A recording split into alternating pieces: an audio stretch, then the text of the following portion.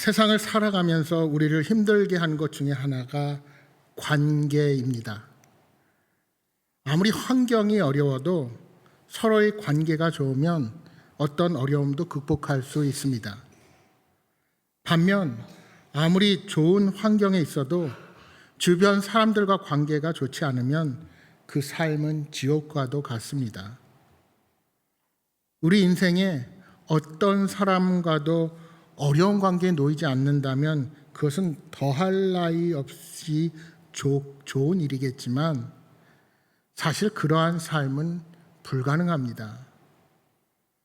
우리는 우리의 연약함으로 말미암아 살아가는 동안 누군가와 관계가 틀어지고 그 때문에 말할 수 없는 아픔을 느끼며 살아갑니다. 아무리 노력해도 우리를 어렵게 하는 사람들은 늘 존재하기 마련입니다.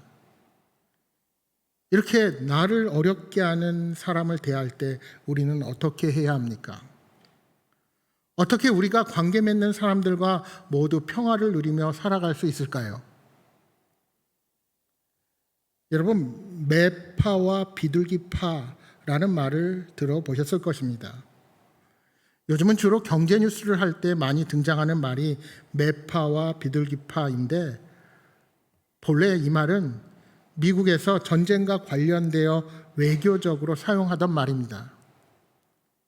매파란 자신의 이념과 주장을 관철하기 위해 상대방과 타협하지 않고 강경하게 사태에 대처하려는 사람을 가리키는 말이 매파입니다. 매파는 베트남 전쟁이 고착화하면서 전쟁의 확대와 강화를 주장한 미국 내 보수 강경파의 비유적인 표현으로 쓰였습니다. 근데 원래 이 말은 1798년 미국의 제3대 대통령 토마스 제퍼슨이 처음 사용했던 말입니다. 한편 경제 분야에서 자주 사용되는 이 매파라는 표현은 주로 중앙은행의 통화 정책에서 시중에 풀린 돈을 줄여서 물가를 안정시키려는 그런 성향을 지칭하는 데서 비롯되었습니다. 통화량은 보통 기준금리를 통해 조정하는데 이 매파적 성향을 가진 경제학자들이 득세하면 금리를 올리려고 하는 경향이 강합니다. 그러니까 매파는 주로 보수적이고 공격적인 강경파를 뜻할 때 말합니다. 반대로 비둘기파는 비둘기가 평화의 상징인 것처럼 온건파나 또는 신중파라 할 수 있습니다. 외교적으로는 어떻게 하든 전쟁의 확산을 막으려는 움직임이 강하고 경제 정책으로 말하면 경기를 부양하기 위해서 시중에 돈을 풀고 금리를 인하하자고 주장하는 것이 보통이 온건파, 비둘기파입니다. 그렇게 우리가 사는 곳에는 언제나 매파와 비둘기파가 존재합니다. 쉽게 말하면 주로 매파는 한번 싸워보자 하는 겁니다. 싸워서 내가 상대방을, 경쟁자를 제압해야 우리가 산다고 주장합니다. 그 밑바닥에는 내가 잡아먹히지 않으려면 먼저 잡아먹어야 한다는 우리 동물 세계의 그 두려움이 깔려 있습니다. 그 대표적인 예로 여러분 미국의 부시 정권 때 9/11 테러를 기점으로 이라크에 화학무기 시설이 있고 이것이 세계 평화에 위협이 된다고 주장하면서 미국이 이라크 전쟁을 일으켰습니다. 그런데 화학무기 시설은 모두 거짓임이 드러났습니다. 이처럼 수많은 전쟁의 배후에는 이런 보수 급진파들이 도사리고 있습니다. 그런가 하면 비둘기파는 싸우지 말자, 서로 양보하며 잘 지내자 주장을 펴니다. 그런데 여기에는 서로에 대한 믿음이 요구됩니다. 온갖 의구심이 들어도 서로 믿어주고 신뢰를 회복하면 화해가 이루어집니다. 그런데 신뢰가 구축되지 못하면 오히려 더 큰 낭패를 가져오기도 합니다. 물론 우리는 매파가 다 틀렸고 비둘기파가 항상 옳다고 말할 수 없습니다. 평화를 위한 냉철한 지혜가 필요하기 때문입니다. 그러나 분명한 것은 서로 싸우고 전쟁을 일으키는 비극이 아니라 서로 신뢰할 수 있는 평화가 이 땅 가운데 임하기를 모두가 소망한다는 것입니다. 우리 주님께서는 산상수훈의 팔복에서 이런 가르침을 주셨습니다. 마태복음 5장 9절에 우리 주님이 이렇게 말씀하십니다. 화평하게 하는 자는 복이 있나니 그들이 하나님의 아들이라 일컬음을 받을 것이며, 이 말씀처럼 다툼이 있는 곳에 평화를 만드는 자는 복이 있습니다. 그리고 그들이 바로 하나님의 아들입니다. 이 말은 한마디로 하나님의 아들은 평화를 만드는 자라는 것입니다.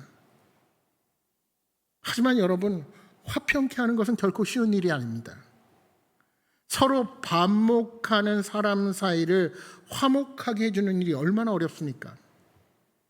그 긴장 관계 속에서 양쪽 모두를 끌어안기 위해서는 내가 먼저 조심하고 내가 인내해야 합니다.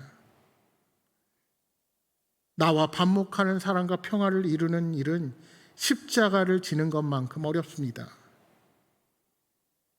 내 안에 욱하는 마음, 복수하는 마음을 다스려야 합니다. 자존심도 다 내려놓아야 합니다. 특히 내가 상대편보다 힘이 있을 때는 싸우려는 유혹으로부터도 나를 지킬 수 있어야 합니다. 여러분, 저와 여러분은 예수 그리스도의 피값으로 영원한 생명을 얻은 하나님의 자녀들입니다. 물론 예수 그리스도를 믿는 자들은 하나님의 백성이지만 우리가 유한한 인생을 살아가면서 이 땅 안에 공동체의 일원으로 살아가게 됩니다. 따라서 우리는 우리 그리스도인들뿐만이 아니라 이 땅에 사는 모든 사람들과 함께 살아가야 합니다. 물론 우리는 이 세상에 있기는 하나 이 세상에 속한 자들이 아닙니다. 그들과 함께 살아가되 그들과 분리된 삶을 사는 것이 아니라 그들과 함께 살아가되 구별된 삶을 사는 자들이어야 하는 것입니다. 그러다 보면 같은 공동체 안에서도 서로 다른 생각과 삶의 양식으로 인해 우리 그리스도인들이 미움을 받고 비난을 받을 수도 있습니다.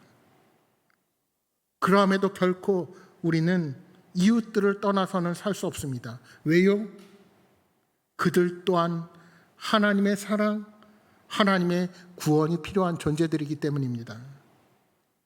따라서 바울은 우리가 어떻게 구체적으로 사랑을 실천하며 살 수 있는가에 관해서 이야기하고 있습니다. 놀랍게도 오늘 본문에서 우리에게 당부하시는 첫 번째는 바로 우리의 말을 조심하라는 것입니다. 여러분, 로마서 12장 14절 말씀을 다시 한번 보십시오. 너희를 박해하는 자를 축복하라. 축복하고 저주하지 말라. 하나님은 축복하고 저주하지 말라고 하십니다. 조용히 생각해 보면 우리는 그 이유를 분명히 알 수 있습니다. 여러분, 내가 당한 것을 가장 많이 되갚는 방법이 무엇일까요? 말입니다. 누군가 나를 어렵게 했으면 복수를 하지 않을 것처럼 말하지만 주위를 돌아다니며 그 사람에 대한 험담을 늘어놓습니다. 기회만 되면 그 사람을 어떻게 하든 깎아내리려고 말합니다. 아니, 그것도 모자라서 내 혼자 있을 때는 그 사람을 욕합니다. 저주의 말을 퍼붓는 것입니다.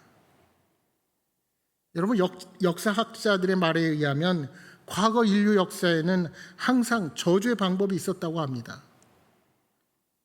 여러분, 우리나라도 사극을 보시면 내가 싫어하는 적 상대편의 인형을 만들어 놓고서는 거기에다 날마다 칼을 꼽는 것을 보셨을 것입니다. 그리고 그 무언가 초자연적인 좋지 않은 일이 그 사람에게 임하도록 주문을 외우기도 합니다. 그런데 여러분, 이렇게 한다고 직성이 풀립니까? 다른 사람을 미워하고 복수하거나 보복하며 되갚아 주려 맞대응한다고 해도 결코 문제의 원인은 해결되지 않습니다. 오히려 성경은 우리들에게 저주하지 말고 축복하라고 강하게 권면하고 있다는 사실입니다. 오늘 본문은 우리에게 단호하게 말씀합니다. 복수는 나의 소관이 아니라 하나님의 소관이다 하고 말씀하고 있는 것입니다. 그러면 그리스도인들은 다른 사람들을 어떻게 대해야 합니까? 바울 사도는 그리스도인들이 다른 사람들을 대할 때 중요한 덕목으로 함께 감정을 나누며 살라고 오늘 본문에 말씀하고 있습니다. 여러분, 15절과 16절 말씀 우리 함께 읽어볼까요? 15절과 16절 말씀 우리 화면 보고 같이 읽어보겠습니다. 즐거워하는 자들과 함께 즐거워하고 서로 마음을 같이하며 높은 데 마음을 두지 말고 도리어 낮은 데 처하며 스스로 지혜 있는 채 하지 말라. 아멘. 이 말씀은 교회 공동체나 교회 밖의 모든 공동체, 즉 우리가 함께 살아가는 사회 안에서 우리 모두가 지켜야 할 중요한 덕목입니다. 서양 격언에 진정으로 같이 울어보지 않는 자가 친구가 되지 못한다. 사실 우리는 간사한 성품 때문에 우는 자들과 함께 우는 것을 어렵게 할 때가 있습니다. 특히 우리가 다른 사람과 같은 마음을 품기 위해서는 높은 자리에 마음을 두지 말고 낮은 자리에서 내 위치를 차지한다는 점입니다. 여러분, 사람과의 관계에서 내 자신을 낮게 여기고 겸손하게 그 사람에게서 배우려는 태도를 지니는 사람은 서로가 한 마음을 품기가 쉽습니다. 그래서 성도들은 언제나 낮은 자리를 찾고 상대방에게 배우려 하고 다른 사람을 함께 상대하는 사람을 높이려는 태도를 가져야 합니다. 여러분, 만약 내가 상대방보다 더 지혜로운 척하고 내 지식을 자랑하려는 태도를 가지면 상대방과 마음을 같이 하기가 쉽지 않습니다. 또한 상대방의 기쁨이 나의 패배를 포함하는 것이 될 때는 참으로 기뻐해 주기가 어렵습니다. 같이 경쟁하는 사람, 같이 시험 보는 사람, 나는 잘 안 됐는데 저 사람이 잘 되면 배 아프면 배 아팠지 축하한다 잘한다 말아주기가 참 쉽지 않습니다. 따라서 진정으로 다른 사람의 기쁨을 나의 기쁨인 양 기뻐해 주기 위해서는 내 자아가 죽어야 합니다. 초대교회 교부인 크리소스톰이 이런 말을 했습니다. 기뻐하는 자들과 함께 기뻐하기 위해서는 우는 자들과 함께 우는 것보다 훨씬 더 높은 그리스도인의 성품을 요구한다. 이것을 위해서는 성품이 온전하게 되어야 한다. 재난을 당한 이를 위해서 울어주지 않을 정도로 완악한 마음을 가진 자는 없다. 그러나 기뻐하는 자와 함께 기뻐해 주기 위해서는 시기심을 떠나야 하고 잘된 사람과 함께 기쁨을 느낄 수 있는 아주 고상한 정신을 필요로 한다. 그리스도인이 다른 사람의 슬픔을 함께 슬퍼해 주는 것도 중요하지만 다른 사람의 기쁨을 진정으로 기뻐해 주는 태도가 우리에게 필요합니다. 그것이 바로 예수 그리스도의 마음을 갖는 것입니다. 여러분, 세상에는 슬픔을 같이 나눠 갖지 못하고 혼자 눈물 짓는 사람들이 많이 있습니다. 반면에 그 누구와도 기쁨을 나누어 가질 수 없다면 그 기쁨이 오히려 그 사람에게 외로움을 가져다 주게 될 것입니다.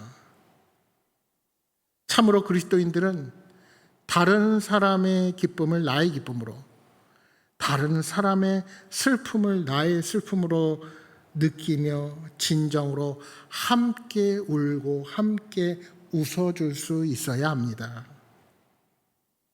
그리스도인들이 그렇게 되어야 할 이유는 오늘의 기쁨이 내일의 슬픔이 되기도 하고 오늘의 슬픔이 내일의 기쁨이 될 수도 있기 때문입니다.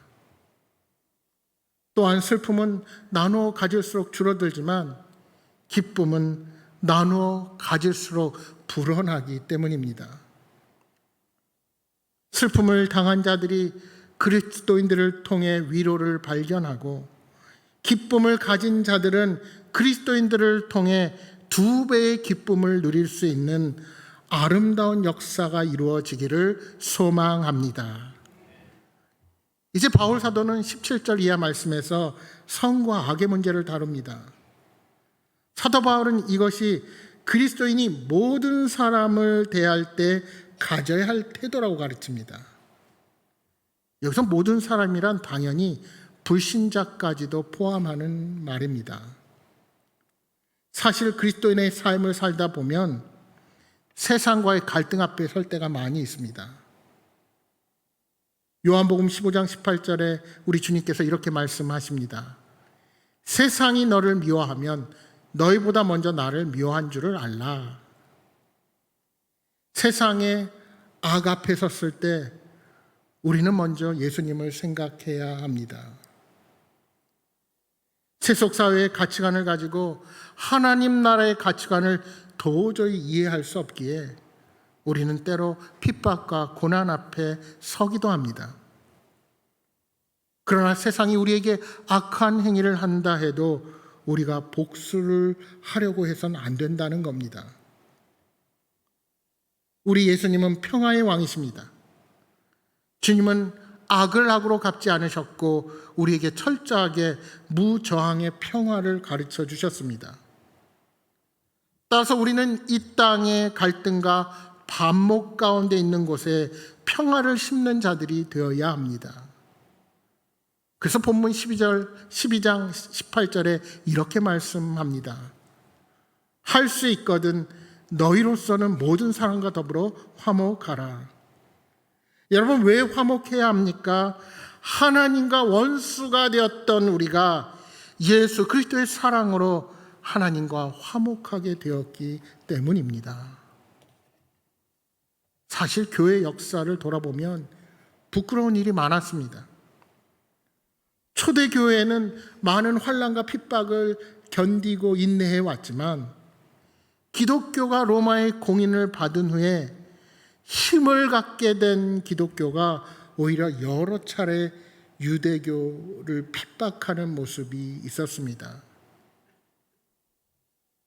말하자면 유대인들이 예수 그리스도를 십자가에 못 박았다는 이유로 유대인들을 핍박하고 그들을 공격한 것입니다.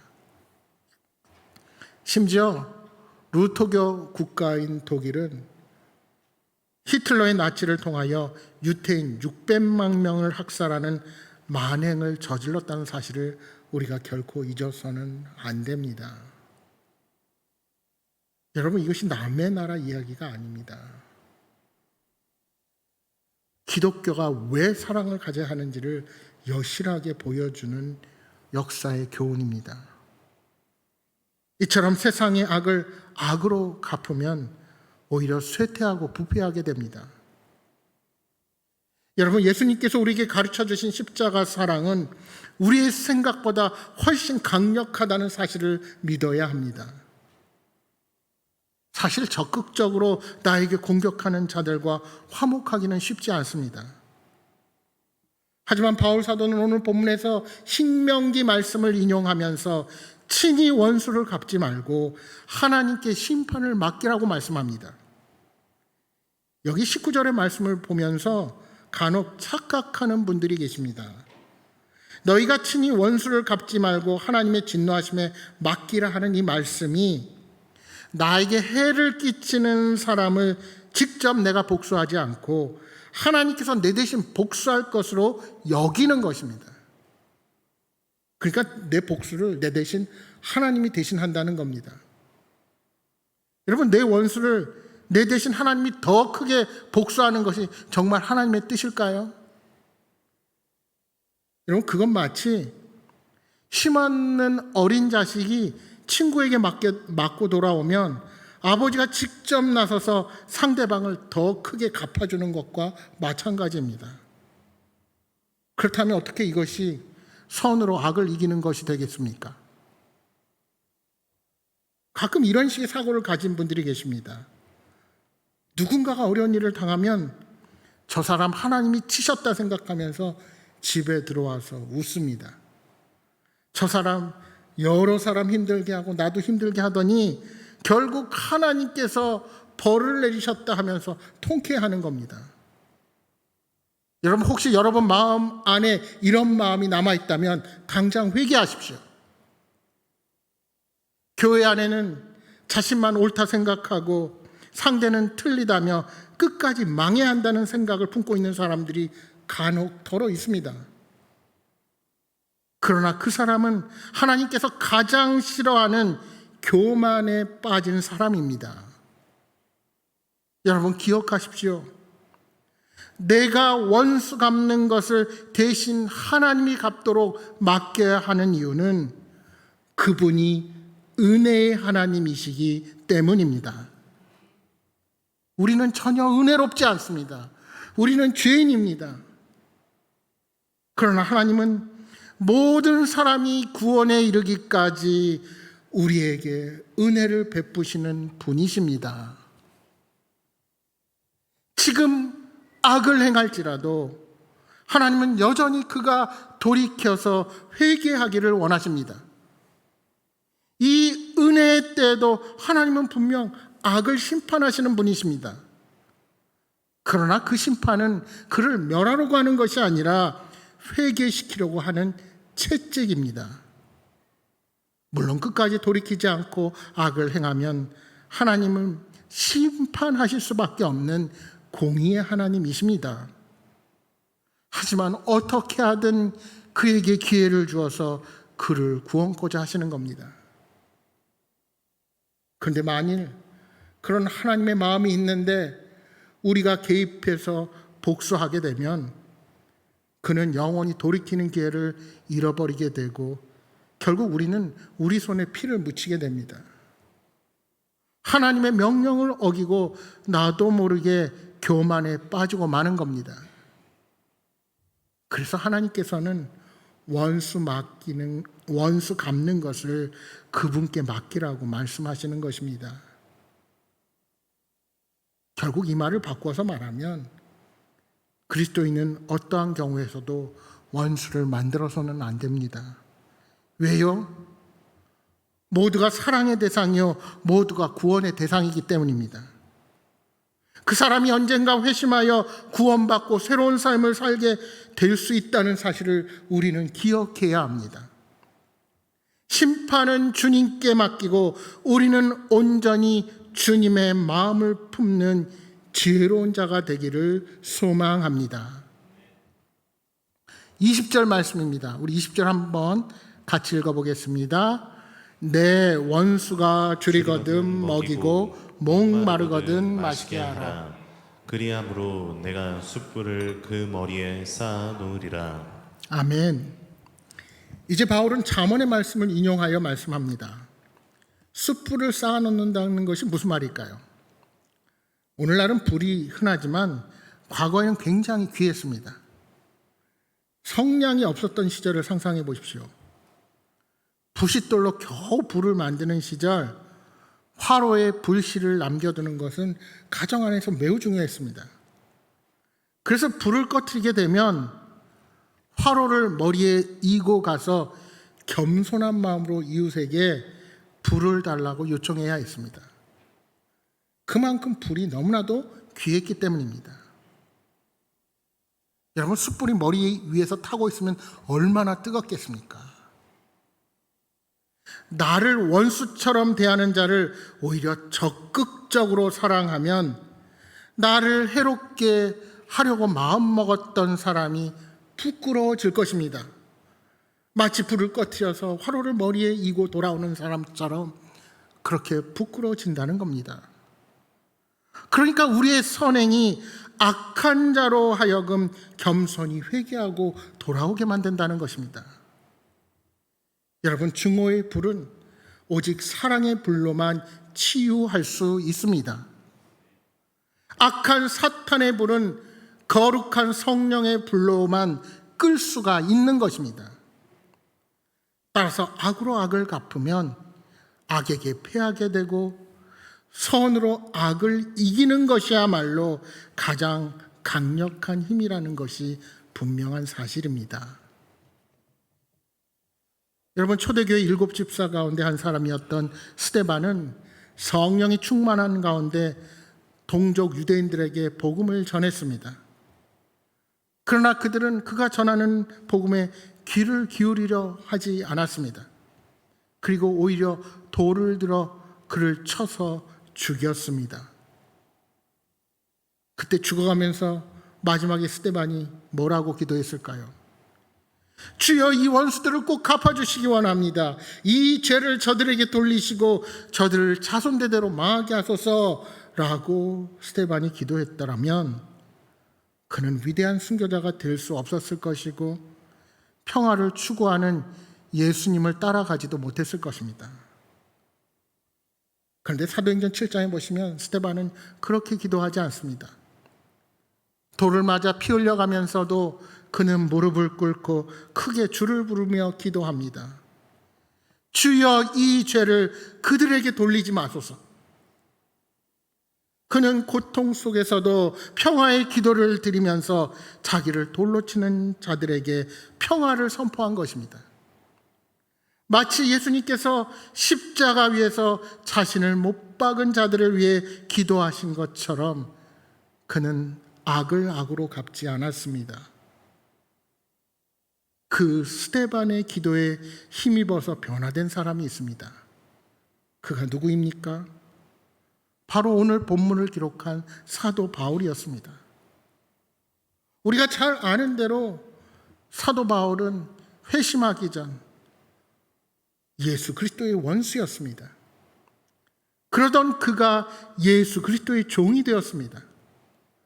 그렇게 예수 믿는 자들을 핍박하러 가다가 그는 예수님을 만나게 된 것입니다. 하나님께서 스데반의 기도에 응답하신 것입니다. 그래서 성 어거스틴은 이런 말을 했습니다. 교회가 바울을 얻게 된 것은 전적으로 스데반 덕분이다. 악을 악으로 갚지 않았던 스데반의 모습, 바라기는 고통 속에서 평화를 이루어낸 스데반의 모습이 오늘 우리 모두의 모습이 되기를 소망합니다. 악하게 구는 자들을 용서하기는 쉽지 않지만 예수님께서 십자가 위에서 죄인들을 용서하셔서 승리를 거둔 것과 같이 오늘 우리에게 승리는 바로 선으로 악을 이기는 데 있는 것입니다. 바라기는 복음의 권능으로 세상을 이기는 성도들이 되시기를 바랍니다. 여러분, 복수는 복수를 낳고 사람을 끝없는 불행으로 몰아갑니다. 악을 악으로 갚고 당한 대로 복수하게 되면 결국 모두가 망하고 말 것입니다.